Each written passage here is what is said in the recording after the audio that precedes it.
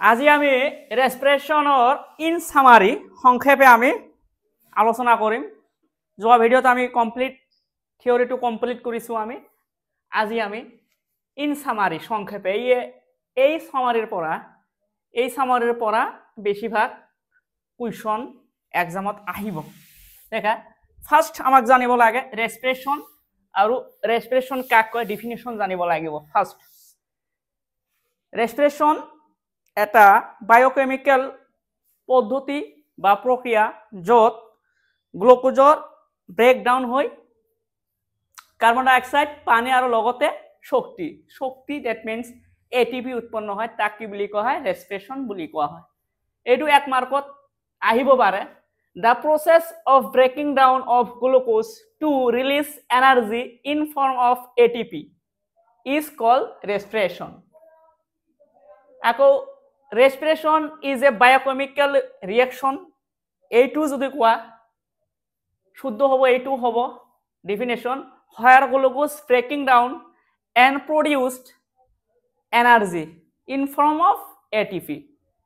Definition যেনেকৈ ক'বা খালি মূল বস্তুটো থাকিলে হল যে গ্লুকোজৰ ব্ৰেকিং ডাউন হয়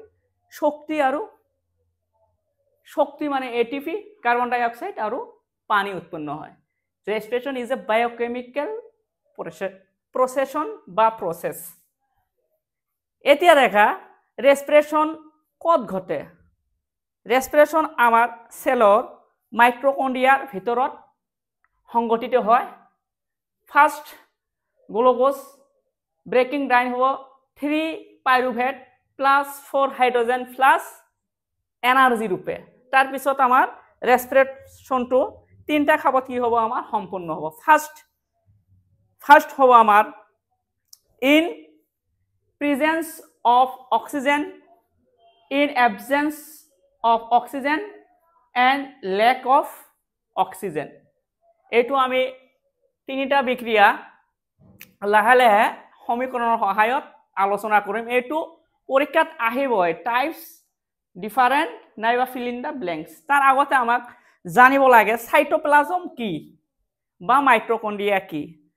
সাইটোপ্লাজম হল কোষৰ ভিতৰত থকা ফ্লুইড, এক ধৰণৰ ফ্লুইড বা ফ্লুইড মেটেরিয়াল যত সেল অর্গানেল বিলাক দ্যাট মিন্স কোষাঙ্গণু বিলাক উপংগী থাকে। Cytoplasm the fluid part of a cell is called cytoplasm. এই সাইটোপ্লাজমৰ মধ্য কি থাকে ৰাইবোজম, লাইসোজম, গোলগি বডি, অন্তঃপৰিষীয় জালিকা এইবিলাক কি থাকে ভাহি থাকে আৰু ফুড ভেকুল আছে। কিন্তু আমাৰ লাগে দুটা বস্তু মাইক্ৰোকন্ড্ৰিয়া এন্ড সাইটোপ্লাজম, কাৰণ সাইটোপ্লাজম আৰু মাইক্ৰোকন্ড্ৰিয়াৰ মধ্যে আমাৰ ৰেসপিৰেশন অকাৰিং হয় বা সংগঠিত হয়। এতিয়া আমি আলোচনা কৰিম types of respiration. Types of ৰেসপিৰেশনৰ ফাৰ্স্ট হল আমাৰ প্ৰথমটো হল এৰোবিক ৰেসপিৰেশন।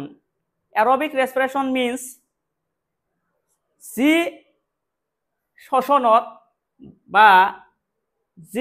শ্বসনৰ মধ্যে আমাৰ অক্সিজেনৰ কি হ'ব দৰকাৰ হ'ব বা ৰিকোয়াৰ্ড হ'ব আৰু অক্সিজেনৰ উপস্থিতিত কি হ'ব গ্লুকোজৰ ব্ৰেক ডাউন হৈ কাৰ্বন ডাই অক্সাইড পানী আৰু শক্তি উৎপন্ন হ'ব। তাকে কি কোৱা হ'ব এৰোবিক ৰেসপিৰেশন বুলি কোৱা হ'ব।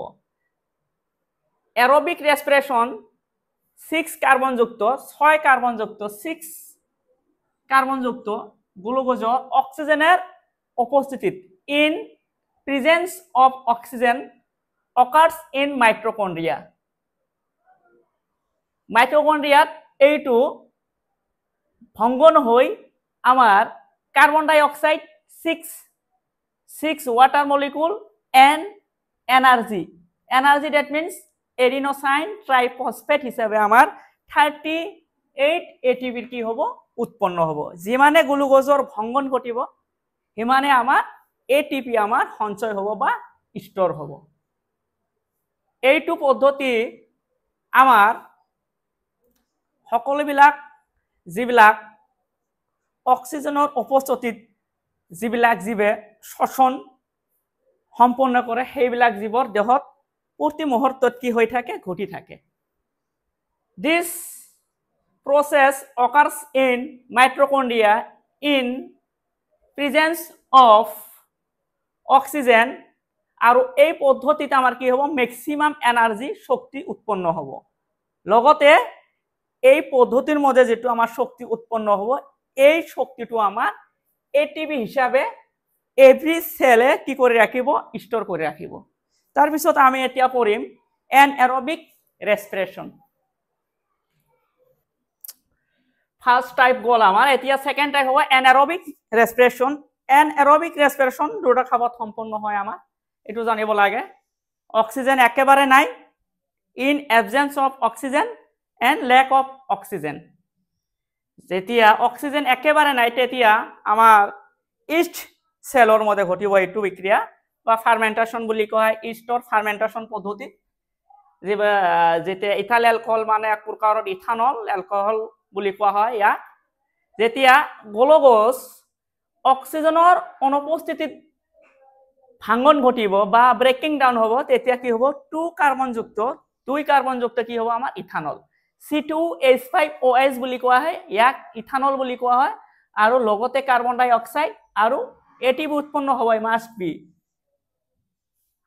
তাৰ পিছত দেখা ইন মাসেল সেল আমাৰ মাংসপেশীত যেতিয়া অক্সিজেনেৰ পৰিমাণ একেবাৰে কমে যায় তেতিয়া মাসেল ক্ৰাম কৰে মানে হীৰামুলি কোয়া হয় ইয়াক হীৰামুড়ি বুলি কোৱা হয় যে মাসেলেৰ যেতিয়া পেন হয় তাক হীৰামুড়ি বুলি কোৱা হয় অক্সিজেন যেতিয়া একেবাৰে কমে যাব তেতিয়া কি হ'ব আমাৰ গ্লুকোজৰ ব্ৰেকিং ডাউন হৈ আমাৰ 3 কাৰ্বন যুক্ত ল্যাকটিক অ্যাসিড লগতে আমাৰ শক্তি লগতে আমাৰ কি হ'ব শক্তি আসলে এই তিনু বিক্ৰিয়াৰ মূল উদ্দেশ্য হল আমাৰ গ্লুকোজৰ ব্রেকিং ডাউন হৈ শক্তি উৎপন্ন এইটো হল রেসপিরেশন বিক্রিয়ার মূল অর্থ আর এই শক্তিটা আমার সেলে কি করে রাখিব এটিপি হিসাবে সঞ্চয় করে রাখিব তার পিছত energy stored in ATP and ATP used in endothermic reaction in human cell কোষৰ এন্ডোথাৰ্মিক ৰিঅ্যাকশনৰ বাবে এইটো এটিপি আমার ব্যবহার হয়ে থাকে যেতিয়া আমার এটিপি একেবারে নাই শরীরত একেবারে নাইকিয়া হয়ে যায় তেতিয়া আমি নরিয়াত পড়ু বেমারত পড়ু হ্যাঁ যেতিয়া আমার এটিপি একেবারে শরীরত ড্যামেজ হয়ে যায় তেতিয়া আমি নরিয়া বা বেমারত পড়ু তেতিয়া আমি ডেক্সট্রস বা ফ্লুইড জাতীয় আমি ম্যাটেরিয়াল স্যালাইন হিসেবে ইউজ করু হব।